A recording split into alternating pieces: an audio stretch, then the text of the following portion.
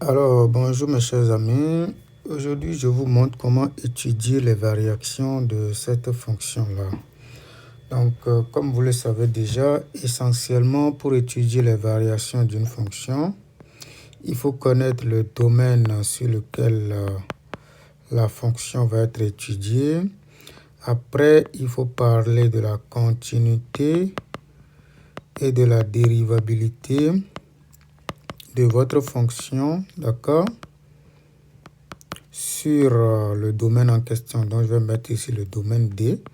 Donc, il faut parler de la continuité et de la dérivabilité de votre fonction sur D. La troisième étape, il faut dériver la fonction sur D, d'accord, c'est-à-dire sur le domaine de dérivabilité. D'accord, donc fonction dérivée. D'accord, plus le sens de variation de la fonction. Et puis ce qui reste, d'accord, vous pouvez calculer les limites aux bornes parce qu'il s'agit ici d'étudier les variations dans les limites aux bornes. Puis enfin, il faut faire un petit tableau qui résume en quelque sorte tout le travail, d'accord, que vous venez d'accomplir. Donc sans plus tarder, nous allons prendre notre fonction, puis nous allons commencer par regarder le domaine de définition. Et comme vous le savez déjà, vous voyez cette fonction-là, elle est constituée de deux termes. Vous avez la somme ou bien la différence de deux fonctions. Vous pouvez juste regarder ce qui se passe ici, puis ce qui se passe là. Donc, pour les fonctions avec des fractions, on sait qu'il faut poser tout le dénominateur différent de 0. Mais pour les fonctions avec le logarithme népérien, il faut poser tout ce qui est à l'intérieur strictement supérieur à 0. C'est ce qui nous permet de dire que le domaine de cette fonction-là, d'accord, ça va être juste l'ensemble, d'accord, des points x éléments de R tels que le dénominateur 1 plus exponentielle de x différent de 0 et en plus de ça 1 plus exponentielle de x strictement supérieur à 0. D'accord? Donc cette condition, on l'a posée à cause de cette fraction-là. D'accord? Mais cette condition, on l'a posée simplement à cause du logarithme népérien. Mais ce qui est bon ici, c'est que c'est une fonction, disons, très gentille, d'accord, où le 1 plus exponentielle de x est bien différent de 0 tout le temps. Donc, on va juste rappeler que pour tout x élément de R, 1 plus exponentielle de x est bien différent de 0, d'accord, parce que la fonction exponentielle à elle seule est déjà strictement supérieure à 0. Donc, si on lui ajoute quelque chose, ça va être non seulement différent de 0, mais en plus de ça, ça va être strictement positif. Donc, on peut mettre les deux ensemble, ce qui nous permet de dire que le domaine sur lequel nous allons travailler, ça va être tout simplement R. D'accord? Donc, maintenant, on passe à la continuité et à la dérivabilité de notre fonction. Ici également, comme je l'ai dit tantôt, cette fonction étant une sorte de fraction, d'accord, pour étudier la continuité et la dérivabilité, on va juste regarder ce qui se passe au numérateur et au dénominateur. Donc, au numérateur, vous avez la fonction exponentielle qui est continue et dérivable sur R. Au dénominateur également, vous avez une très belle fonction qui est continue et dérivable sur R. En plus de ça, sur votre domaine, le dénominateur est différent de 0. Donc, on va conclure simplement que la fonction qui a x associe exponentielle de x sur 1 plus exponentielle de x est continue et dérivable, d'accord, et dérivable, d'accord, sur R, d'accord, comme quotient de deux fonctions, d'accord, continue et dérivable dont le dénominateur est différent de 0. De la même manière, vous avez cette fonction-là, d'accord, qui est bien continue et strictement supérieure à 0. Par conséquent, la fonction qui a x associe logarithme népérien, de 1 plus exponentielle de x est continue et dérivable sur R.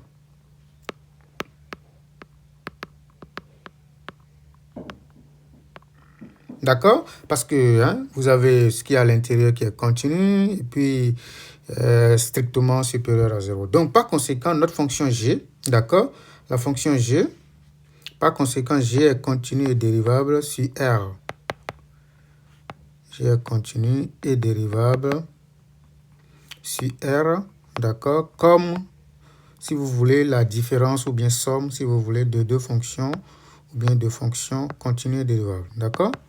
Comme somme de fonctions continues et dérivables. D'accord?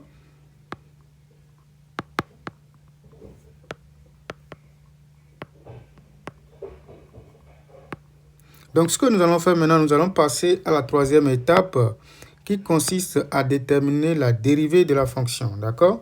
On va essayer de calculer la dérivée de notre fonction. Donc, nous allons tout simplement faire la chose suivante. Nous connaissons très bien G. Je peux juste faire ça. Donc, vous avez ça. D'accord? Donc, ça, c'est le... Donc, je peux juste le mettre ici. Donc, ça, c'est notre fonction G. D'accord?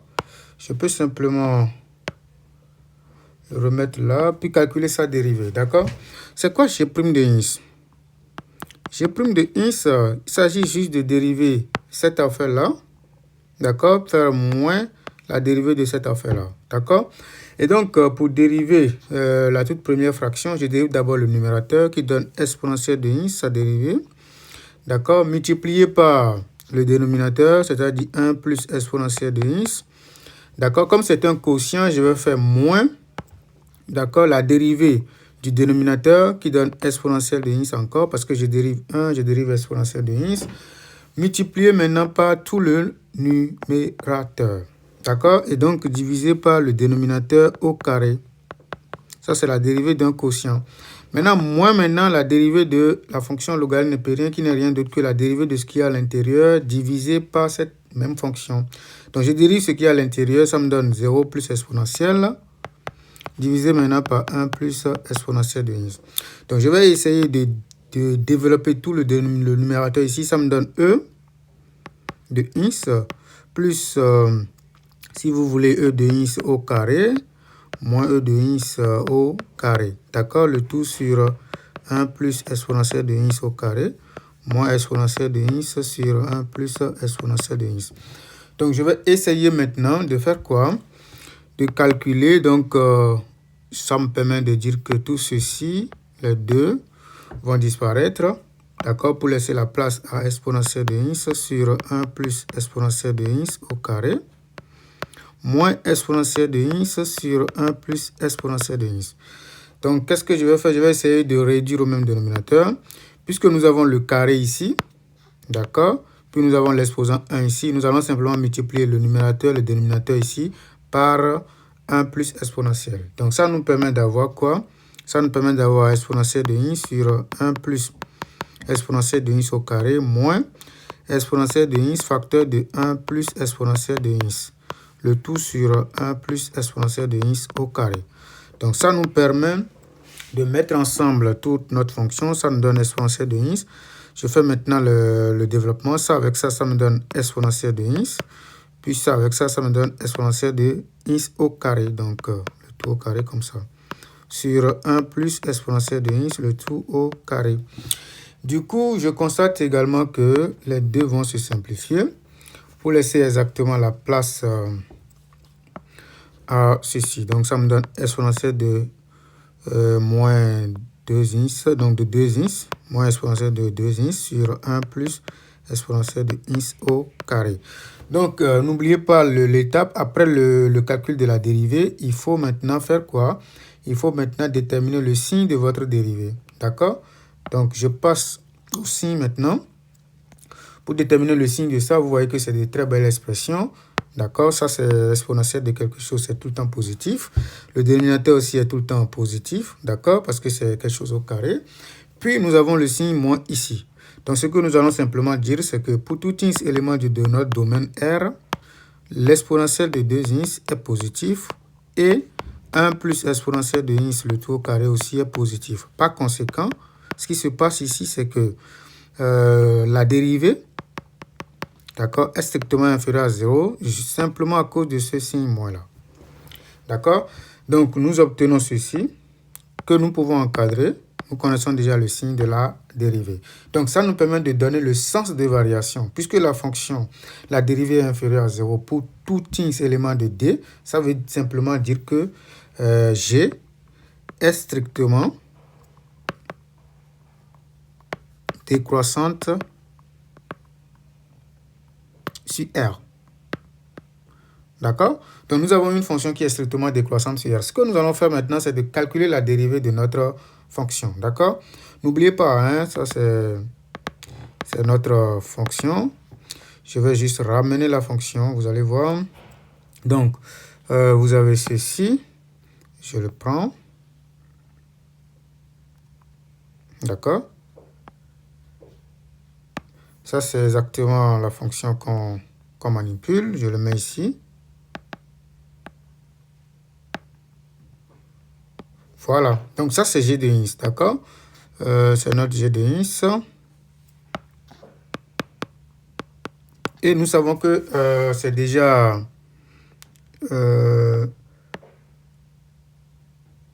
donc, vous avez ça. Ça, c'est exponentielle de Ins sur 1 plus exponentielle de Ins. Ok, donc nous allons maintenant calculer les limites aux bornes. D'accord? Tantôt, nous avons constaté que le domaine de définition de notre fonction, c'est R. C'est-à-dire moins l'infini à plus l'infini. D'accord? Qu'est-ce que nous faisons avec cette affaire-là? Nous allons calculer les limites aux bornes, c'est-à-dire que regardez la limite en moins l'infini, puis la limite en plus l'infini. D'accord? Donc, c'est quoi la limite en moins l'infini? Lorsque Ins tend vers moins l'infini de G de Ins, c'est exactement la limite en moins l'infini de exponentielle de Ins sur 1 plus exponentielle de Ins moins logarithme népérien de 1 plus exponentielle de Ins. Ce qui est bon ici, c'est que la fonction exponentielle, lorsque le Ins tend vers moins l'infini, donne 0. D'accord? Et puis au dénominateur, ceci donne 0, ceci donne 1. Donc au dénominateur, nous avons 1, ça fait 0 sur 1. D'accord? Ça veut dire que nous avons ici 0. D'accord? Nous connaissons déjà cette limite-là. On fait la même chose ici. On va calculer d'abord la limite de l'exponentielle de Ins qui donne 0 également, lorsque Ins tend vers moins l'infini. Et donc, à l'intérieur du logarithme népérien, ça nous donne 1. ln de 1, ça fait 0. Par conséquent, nous allons juste conclure que cette limite est 0. Pourquoi? Parce que la limite de exponentielle de x est égale à 0. D'accord? C'est la plus grande justification que nous pouvons donner. D'accord? Tout le reste découle de cette information. C'est quoi la limite en plus l'infini maintenant?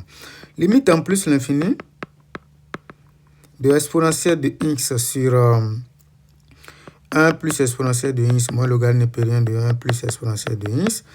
Ça ne va pas être du tout compliqué. On peut juste calculer cette limite-là. D'accord? Et ça, vous le savez déjà. On va juste factoriser par exponentielle. Donc, ça nous donne exponentielle de x sur exponentielle de x facteur de 1 plus... D'accord? 1 sur exponentielle de x. D'accord? Parce que ça fait 1 sur exponentielle de x. Puis ça, si on prend l'exponentielle en facteur, ça vous donne 1. Donc ça, c'est limite lorsque x tend vers plus l'infini. Et donc ici, je n'ai pas besoin de trop me tracasser. Je vais juste faire quelque chose. Et puis là, je simplifie. D'accord? Si je simplifie ça avec ça, ça nous donne exactement limite lorsque x tend vers plus l'infini de 1 sur 1 plus 1 sur exponentielle de x moins logarithme népérien de 1 plus exponentielle de x. Mais lorsque le x tend vers plus l'infini, tout ceci tend vers plus l'infini et donc son logarithme népérien aussi tend vers plus l'infini. Avec cause de ce moins, ça me donne moins l'infini. Mais tout ceci donne 1 sur 1 qui me donne 1. Donc 1 moins l'infini, ça me donne moins l'infini. Donc cette limite est égale à moins l'infini. D'accord? Maintenant, on peut faire un petit tableau de variation qui résume tout le travail qu'on vient de faire. Donc, j'ai ici le x, et puis ici le domaine de définition, ici la fonction dérivée, puis ici j'ai le g de x. D'accord? Qu'est-ce qu'on vient de constater là? On vient de constater que la fonction est strictement décroissante sur R, et qu'en moins l'infini, la limite est égale à 0. D'accord? Puis en plus l'infini, la limite est égale à moins l'infini. C'est exactement ça, le tableau de variation, et ceci achève l'étude des variations de notre fonction g. N'hésitez pas à vous abonner pour plus de vidéos. Mais je vous file en même temps que le signe de la fonction est tout le temps négatif. Faites attention, ce n'est pas à cause de ce moins-là, mais plutôt à cause des